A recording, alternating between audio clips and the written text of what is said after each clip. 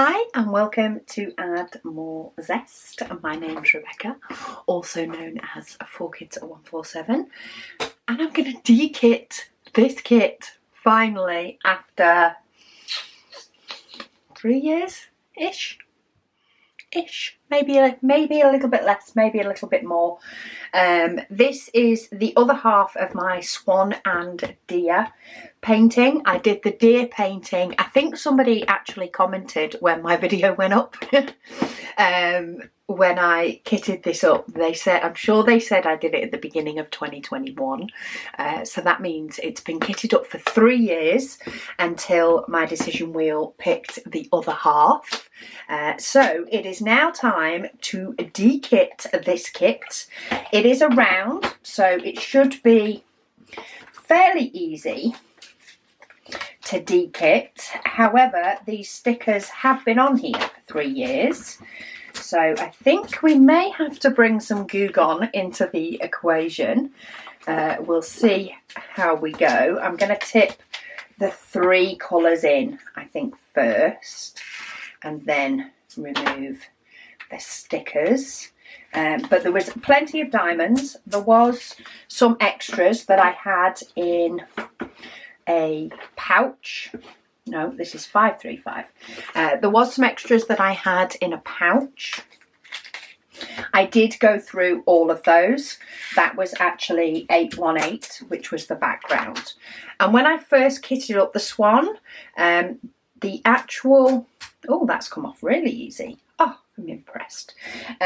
Yeah, when I kitted up the Swan, I did think it had no DMC numbers, because there is no DMC numbers on the canvas. It just has the symbols.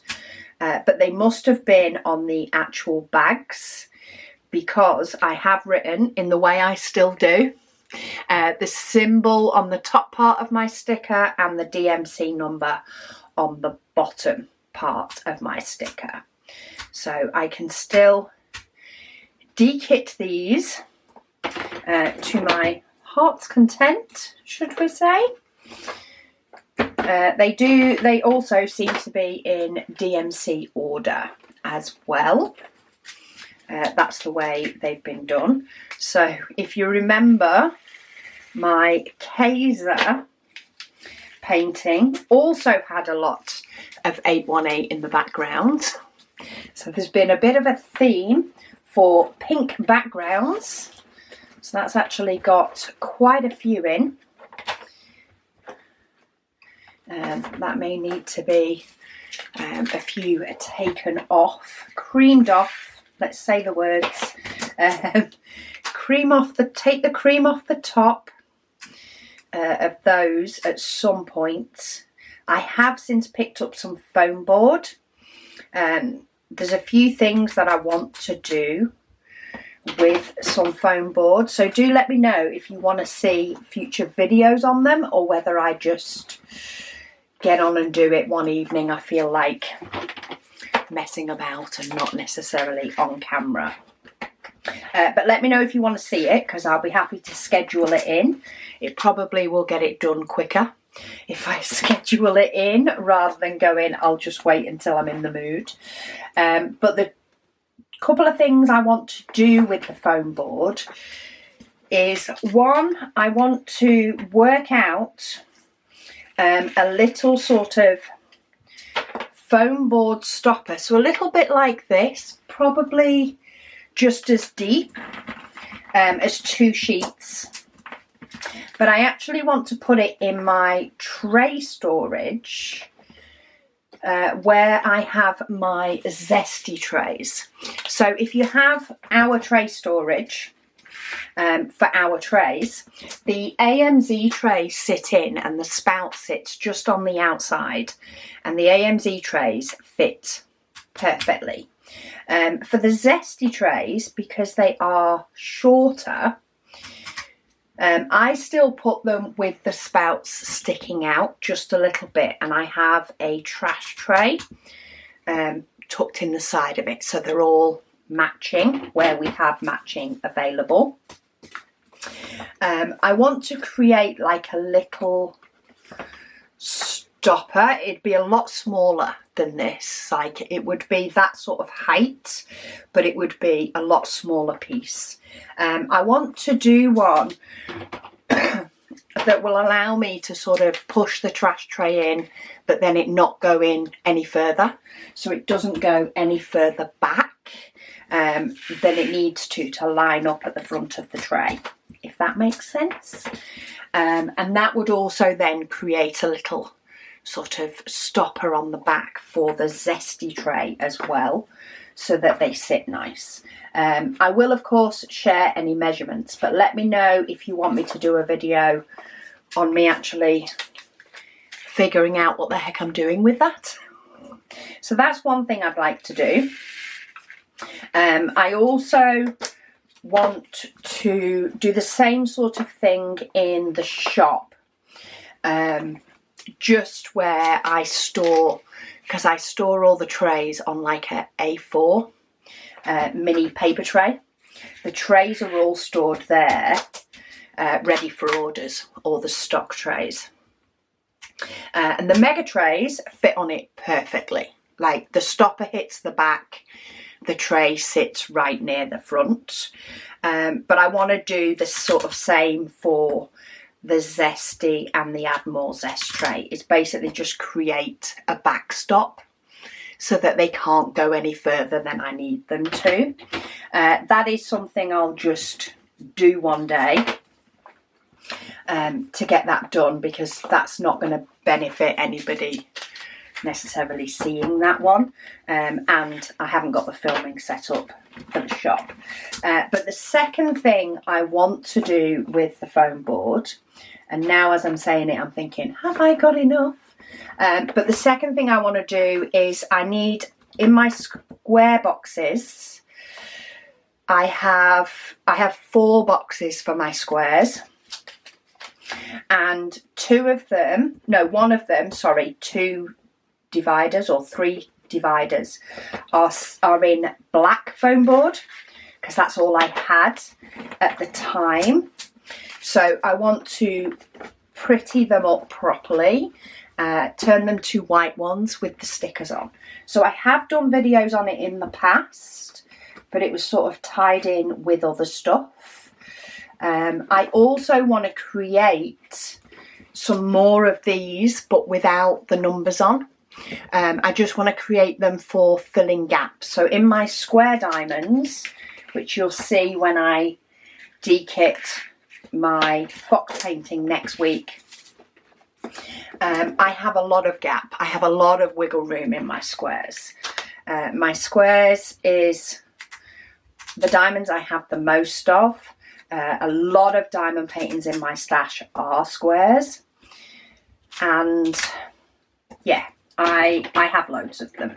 So I want to create some of those so that I can add them in, and it can just, again, just look a little bit prettier for my spare storage.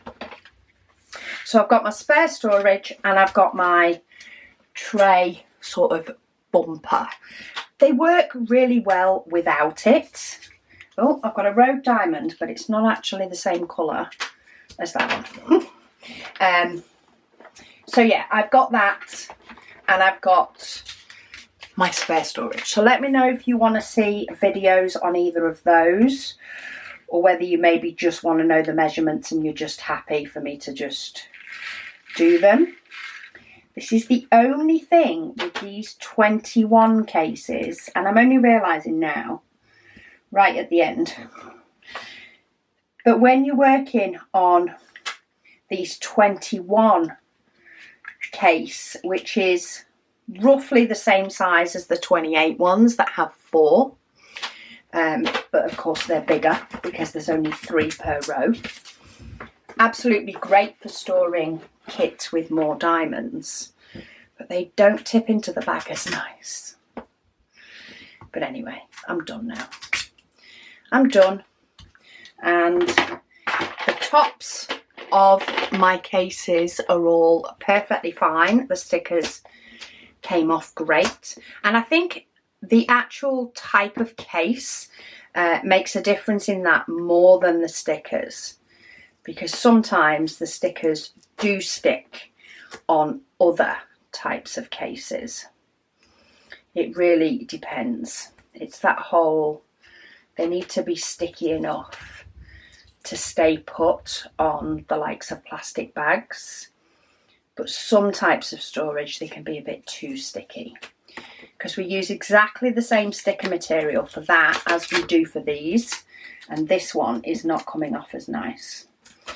So what this is our canvas labelling sticker, and on all my 30 by 40 stickers I write the details in for 2 stickers.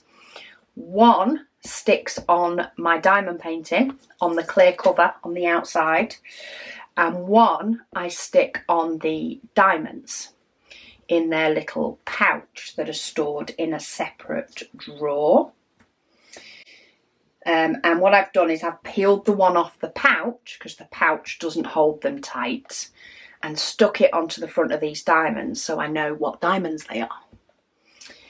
Which has worked well, because I haven't then touched them for 3 years. So it's definitely beneficial, but they definitely stick to this more than they stick to my pouch of diamonds.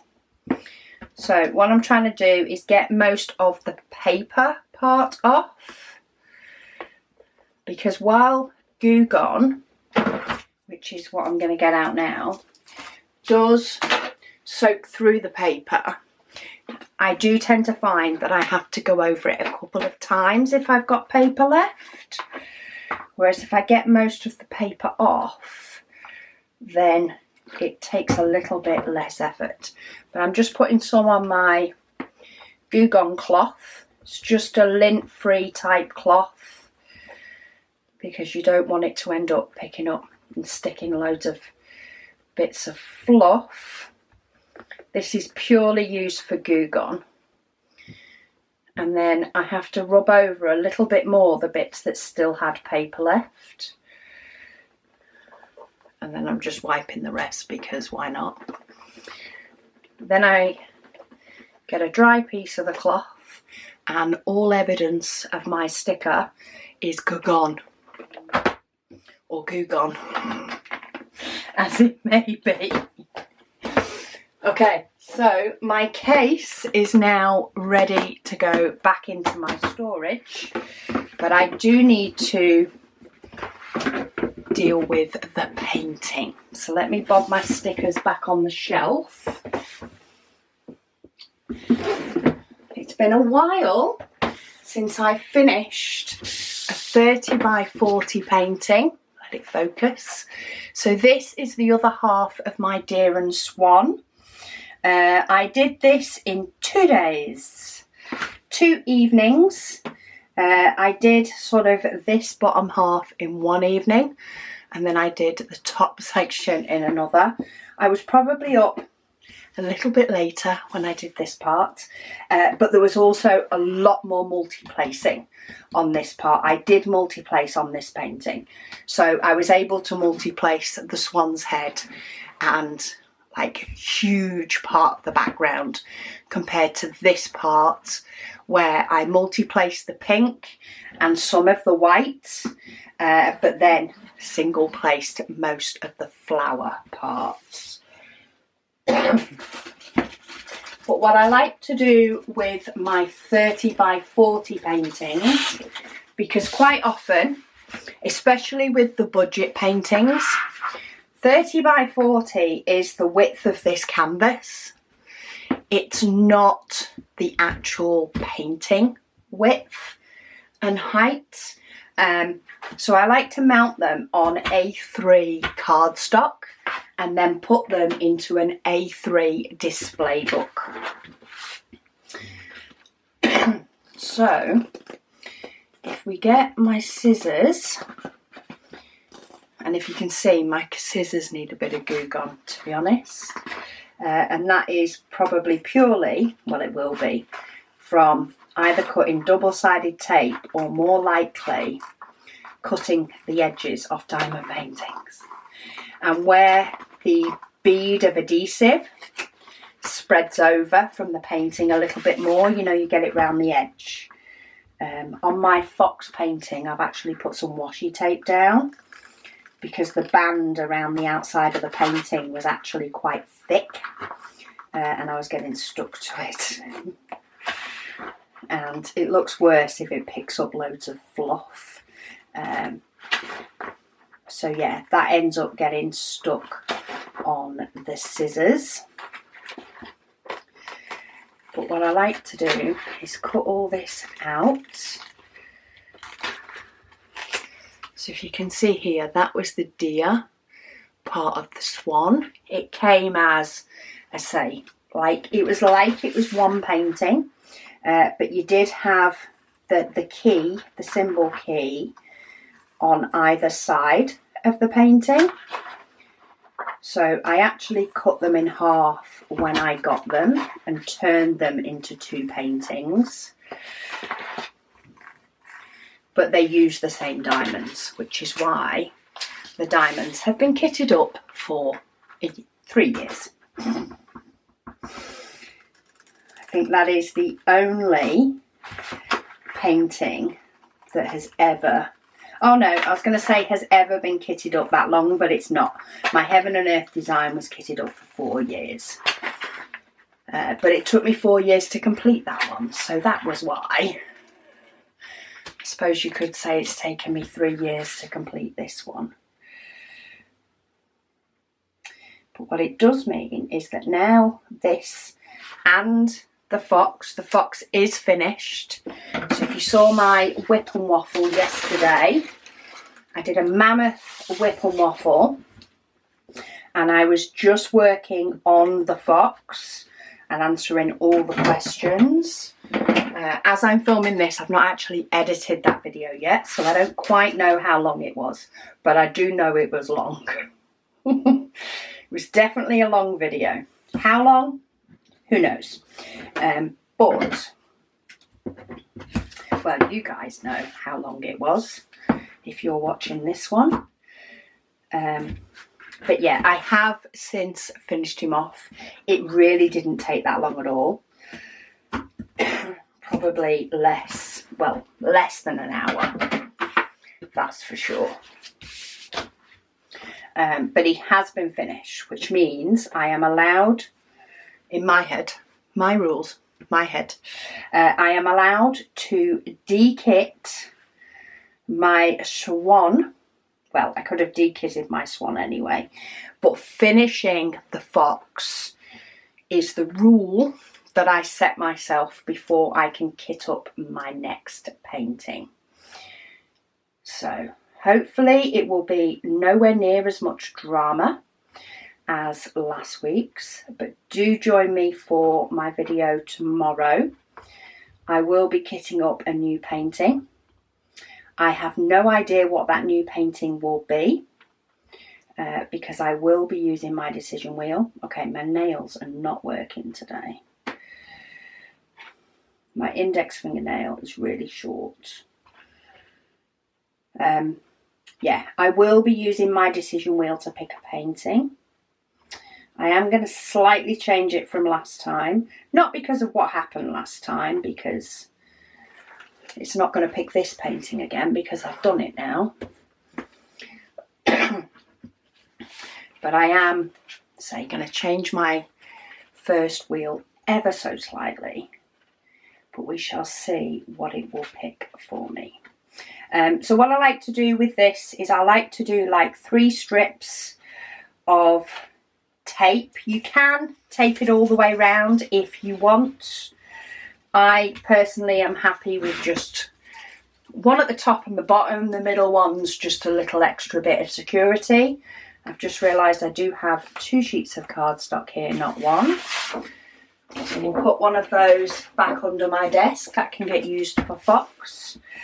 I like to line up where the painting's going to go, hold the painting and peel back that first one, and then peel it back up from here as I do each of the next ones. And what I tend to find is, provided it's not moved while I'm trying to get that first one, while I'm trying to get the piece of double-sided tape off, you can just let go of it and the weight of the diamonds will lay it flat. So here I've got it peeled up. You can just let go because the weight of the diamonds keeps it flat and allows it to go down. I do like to leave this gap here rather than putting it in the centre. I think it's just because I've got in the habit with the Paint Gem minis of doing the same. But if I ever want to frame this one, I now have something on the back, especially if I decide I want to maybe create a label for here and put it in one of those A3 poster frames. I can do that. If I'm putting it in a frame that is the right size, then I can always just trim the card off, pop it in, and then pop it on another piece of card or something later on. But for now, this one is going to go in my A3 display book with my other completed paintings. That's going to go back on my shelf, and a 3-year in waiting painting is completed. So thank you all so much for joining me for this video.